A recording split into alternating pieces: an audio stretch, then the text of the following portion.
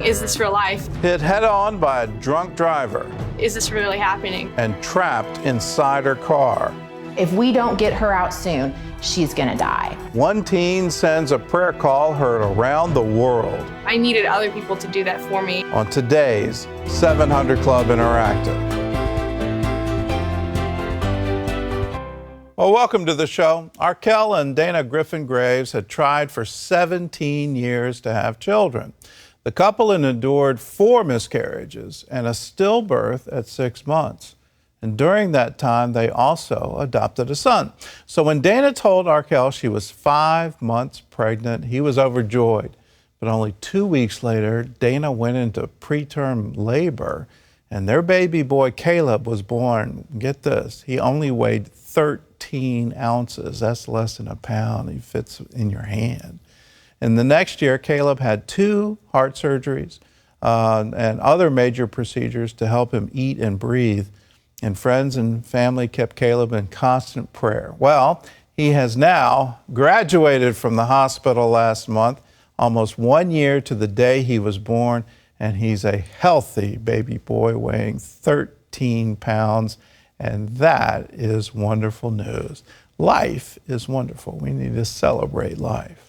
In other news, so much attention has been on Donald Trump, but there was another big winner on election night, and that's marijuana. The drug is now legal for recreational purposes in 4 more states, and that's California, Massachusetts, Nevada, and Maine.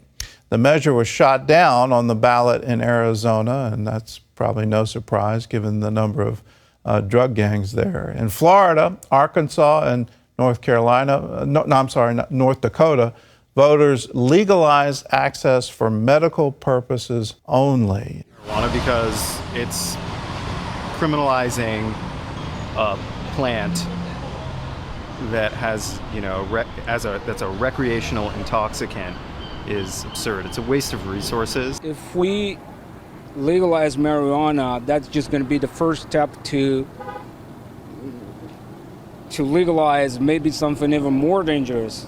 Prohibition doesn't work. I mean, we tried that with alcohol years ago, decades ago. It doesn't work. And we're spending so much money on our efforts to try to suppress it.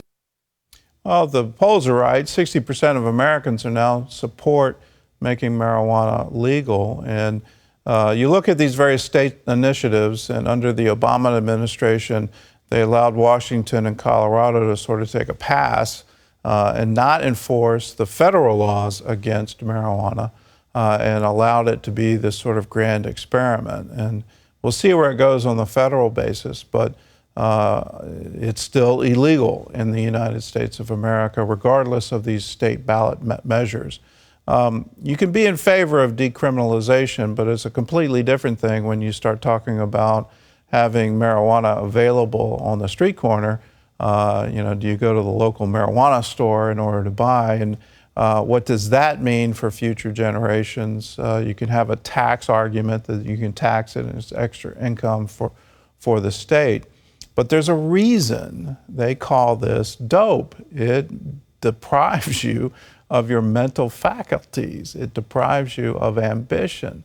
If we really want 10%, and that's the rough number of people that get addicted, do we want that kind of level of addiction in our culture? And what do you do with that? You're going to make people chronically unemployed. You're going to really increase drug testing at the workplace. And where do we go with this? I'm all in favor of decriminalization, but when you start making it readily available, are you prepared to pay that social cost? Well, here's another story for you. It's about addiction.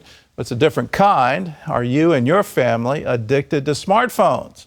In a world where all of us are digesting more entertainment media and technology now than ever before, how can overconnected adults connect with overconnected kids?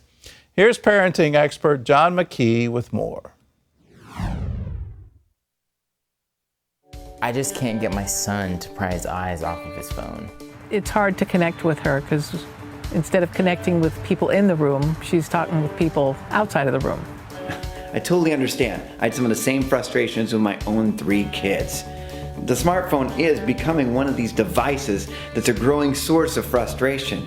And that's probably because we live in a world where right now, adults and young people alike spend the majority of their waking hours connected to entertainment media and technology. Today's 13 to 18-year-olds spend about 9 hours on entertainment media per day, excluding time spent at school or doing homework.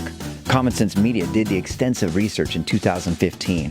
When you add up the time today's teens devote to Netflix, YouTube, Minecraft, listening to their favorite music, checking the status on social media, and everything else they do on their various mobile devices, the numbers add up to more than a full-time job. And guess which device they're clocking the most hours on? Their smartphone. And most studies show about 3/4 of American teenagers owning smartphones. Surprisingly, 25% of 8 to 12-year-olds even own smartphones, a device that most experts, including the American Academy of Pediatrics, recommend parents don't give to their kids until they're 13 years old. And before we all start shaking our heads and saying, kids these days, let me ask you, how much time do you think adults spend on this screen? We live in a world where U.S. adults spend anywhere between 2.9 and 4.7 hours per day on this device alone, depending on who's counting. And that doesn't include that other big screen, that flat panel in our living room. Yeah. We, parents, spend more time than our kids looking at that device. And you know who spends more time than us? Our parents. They clock in more hours on that big flat panel than any other age group. Bottom line, we love our screens. So let me ask you, how can overconnected adults bond with overconnected kids? How do we all look up from these devices long enough to engage in meaningful conversations? Does your family experience venues like family dinners, driving to school together, tucking your kids into bed at night? Those moments when you feel like your kids almost just naturally open up without having to tell them, put your stupid phone away. How can we maximize those venues? Not only maximize them, but create venues like that where face-to-face communication just takes place. What would that look like in your home?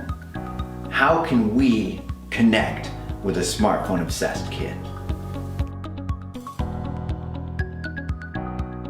Well, if you want more ideas on how to engage with children who can't seem to pry their eyes from their devices, check out John McKee's new book, 52 Ways to Connect with Your Smartphone-Obsessed Kid.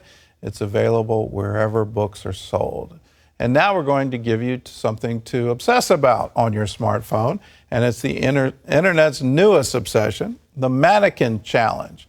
And have you seen this one? Last week, Liberty University pulled off the largest mannequin challenge. This auditorium seats 10,000 people, so that's no small feat to pull off. And videos like this are all over Facebook these days, and we wanted to get in on the fun too. So let's take a look at what's happening in our control room. I have reason to believe our 700 Club Interactive staff might be up to something.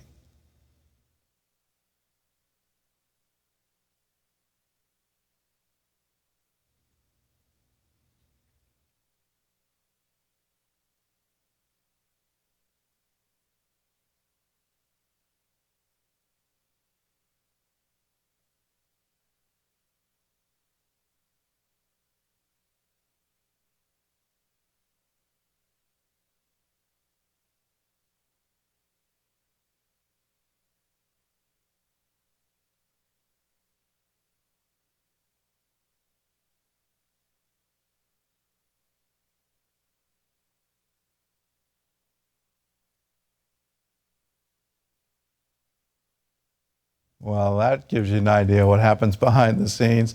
If you want to do your own mannequin challenge and post it on our Facebook page, you're welcome to. All you have to do is go to Facebook and 700 Club Interactive and post your own mannequin challenge. Well, up next, a 19-year-old is hit head-on by a drunk driver, and it takes the jaws of life to cut her free. She had both of her femur bones, her thigh bones broken. Her tibia bone, the shin bone on the right side, was an open or compound fracture, meaning that the bones were sticking out of her leg, literally. Here are the 3 words that saved this young woman's life and made her a walking miracle. I want to show you an amazing story of answered prayer. Katie Lentz's life hung in the balance after she was hit head-on by a drunk driver. Even though she was badly hurt, bleeding, and pinned inside her car, she managed to ask one request of everyone at the accident scene. That request was 3 simple words: pray out loud.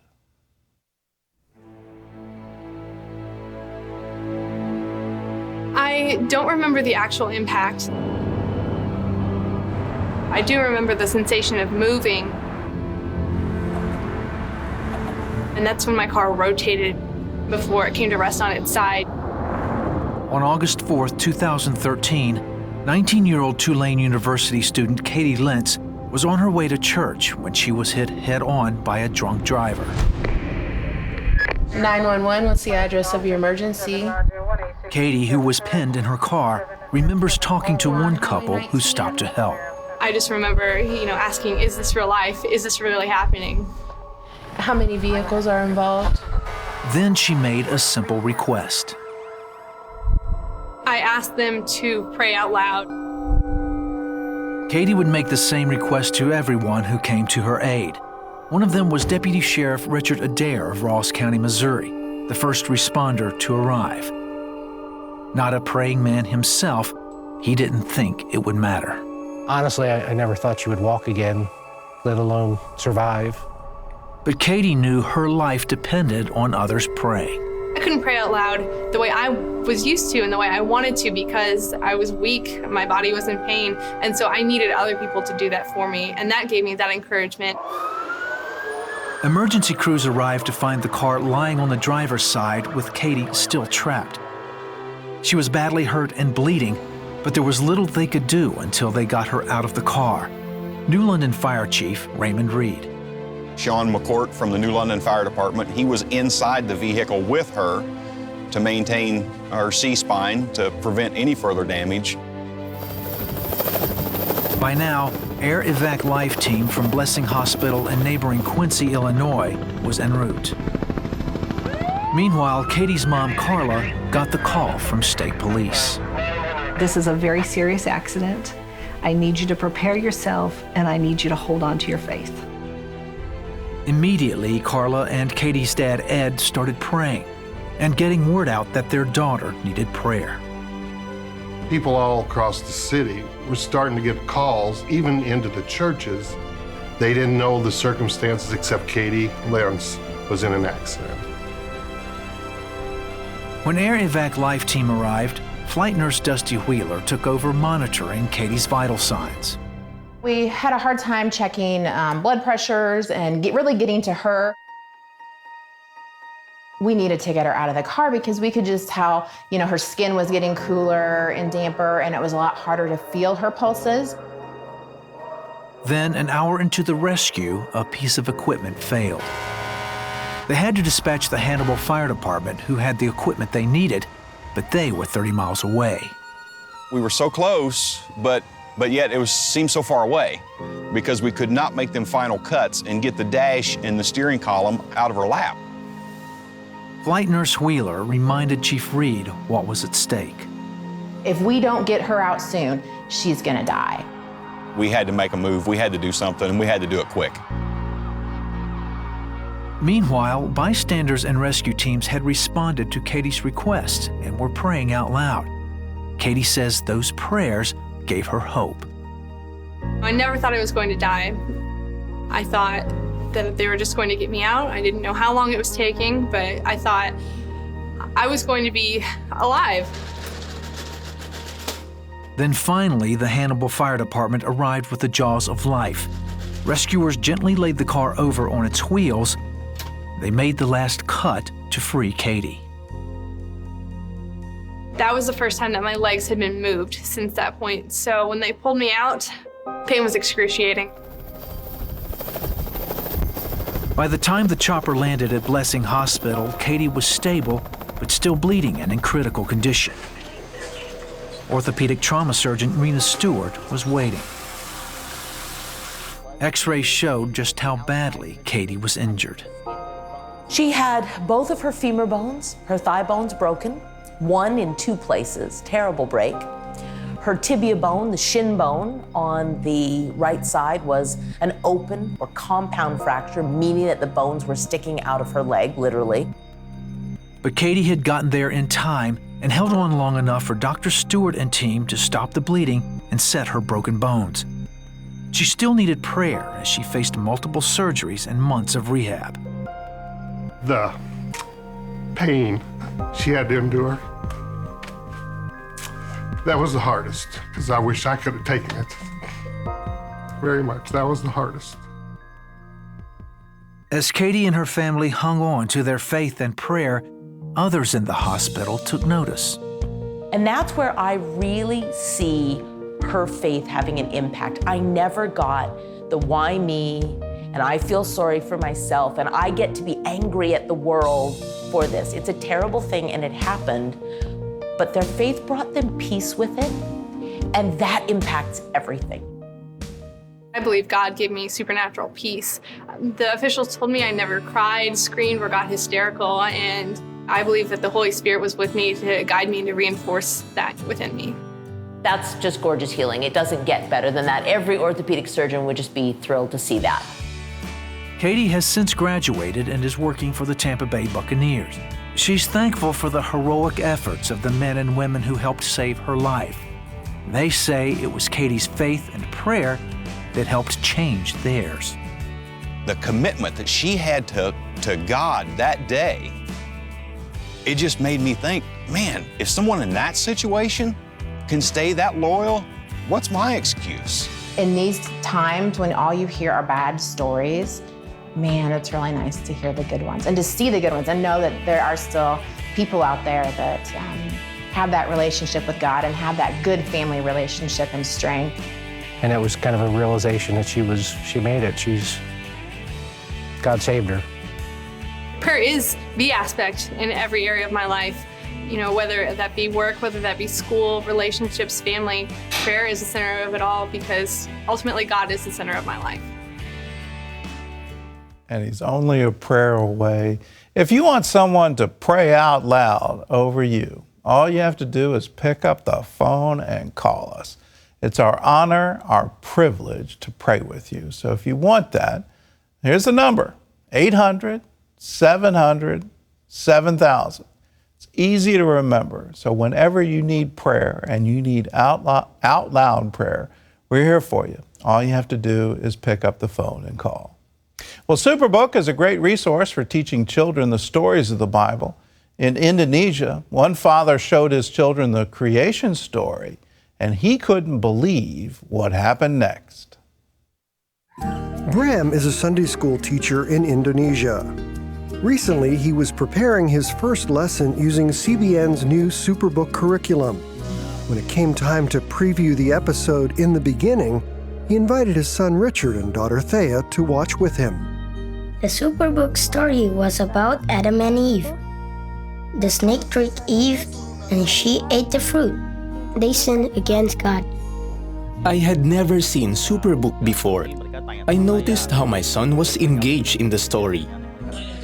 Bram was excited about how his Sunday school kids would react to the lesson too. When they watched Superbook, they really focused on the story. The Superbook curriculum was great too. It came with lessons, schedules, and activities. What Bram didn't expect was how Superbook would make an impact on his son that same day.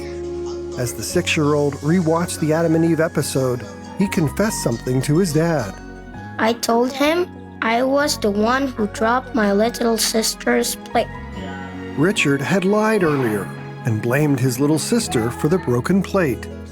Right in the middle of the Superbook story, he said, "Daddy, I was the one who did it." I was amazed. Richard apologized to his sister, then he prayed and asked Jesus to forgive him. His voice was shaking. I'd never seen him pray so seriously before. After I prayed with Daddy, I felt better.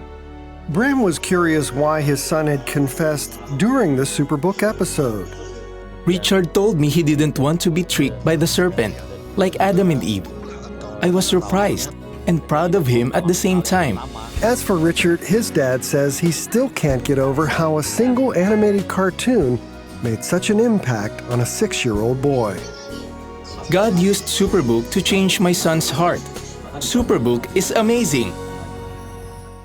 You can be a part of taking the stories of the Bible to the children of the world. And these stories work. You just saw tangible evidence of how it changed a little boy's heart and how that's happening in countries around the world.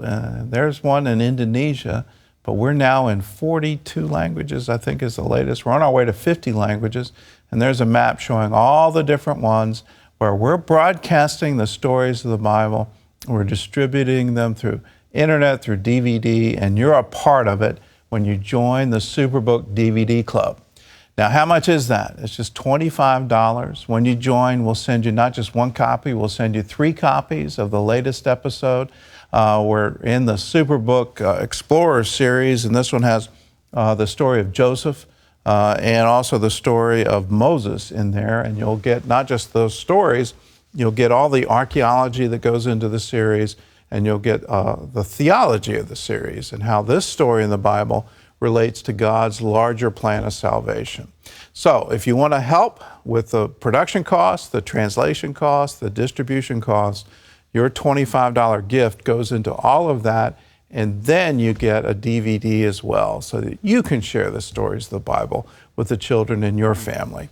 If you want to be a part of it, call us, 1-800-700-7000, or you can log on to 700clubinteractive.com. Still ahead, how do you respond to hard times? When my daughter got sick, I had to make the decision. Am I going to take the bait of Satan that wants to lure me to offense and bitterness, or am I going to accept the invitation from heaven that will allow me to get better? Chad Veach shares why we don't have to take the bait. Stay with us. 4 years ago, doctors told Pastor Chad Veach that his daughter Georgia would never walk or talk. So Chad had a decision to make. He could become bitter or better. When I was growing up, one of my favorite things to do was go fishing with my dad. My favorite part of fishing, though, if I'm being honest, it was never the fishing part. It was always stopping at this little fishing equipment store place that we'd stop at. And Dad would go get all the bait that we needed, and my brother and I, we'd go get all the snacks. Dad would explain the different types of baits that we were going to use to catch different types of fishes. You know, I believe that Satan always uses bait to lure you into a path of destruction. The bait of Satan is out there to, as John 10:10 says, to steal you and to kill you, and I hate to be graphic, but to destroy you. That's the bait of Satan. But the invitation from heaven is always to bring you into betterness. This is God. This is the message of hope. This is the gospel. You know, I'm thinking about the life of Job.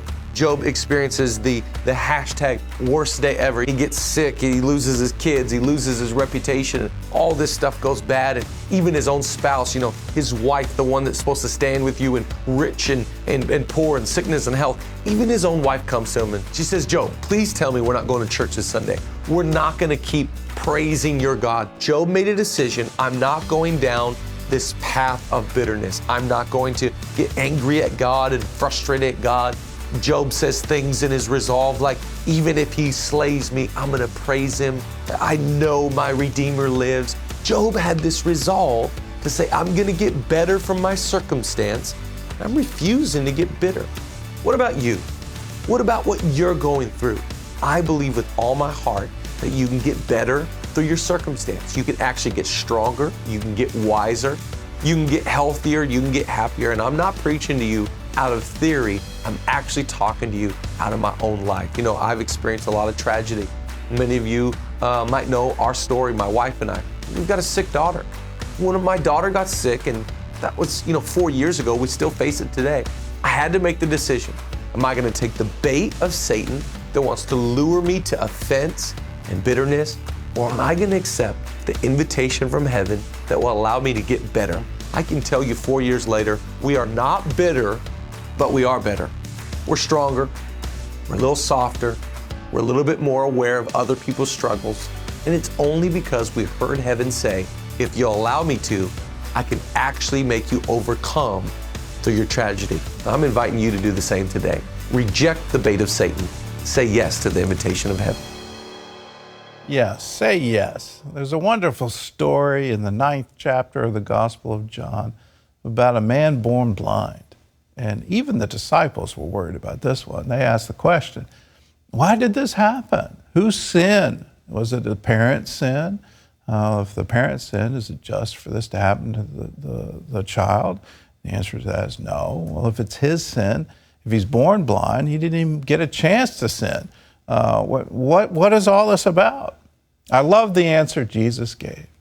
This happened that the glory of the Lord could be revealed. So when bad things happen, and life can come at you awful hard sometimes, what's your reaction? Are you wondering, did I sin? Did I do something wrong? Why? What's all this about? Isn't it wonderful to have another way? And that is, this happened that the glory of the Lord would be revealed. So whatever struggle you're going through, start looking for that glory. How can that be revealed in this circumstance? How can the glory of the Lord shine through? If you need help with that, we're here for you. All you have to do is call us, 1-800-700-7000. Here's a word from Job, but he knows where I am going, and when he tests me, I will come out as pure as gold. God bless you. We'll see you again.